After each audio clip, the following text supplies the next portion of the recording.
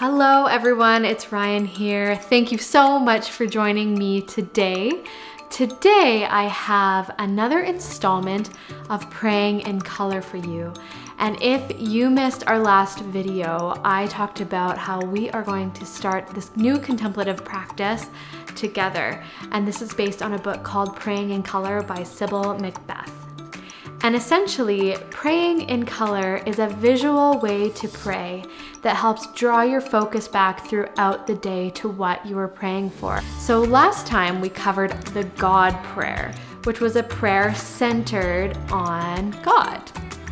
So you could choose whatever word you like for God and do a colorful and creative prayer around that. Today's exercise will be on intercessory prayer, which is just a fancy way of saying praying for someone else. So why don't you join me and let's get started.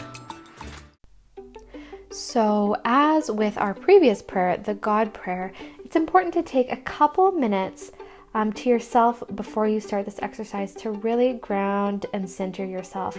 Perhaps you could listen to a favorite worship song or even take a few minutes to just ground yourself in some breath before you start on this exercise. And I would recommend choosing some colors, whichever pop out to you, just to have a set amount so you're not overwhelmed by choice. So what you're going to want to do to start this prayer is to center it around God. And here I'm just taking a moment to center myself around what God means to me that day and to just really lean into that. So once I'm finished with that, I can start to add names. So as you are writing this person's name, really think about how you'd like to pray for them that day and what they mean to you. So you can use someone's full name or you can use initials if you would like to be more discreet. But just see how the shapes and the colors speak to you that day. You can choose to do something abstract like I'm doing here, or you can choose to write words or do a combination of the two. If you find yourself getting distracted with certain thoughts, you can just allocate a corner of your drawing to writing down any thoughts that might pop into your head so they're out of your mind and onto the paper, and you can move on and resume praying for your friends.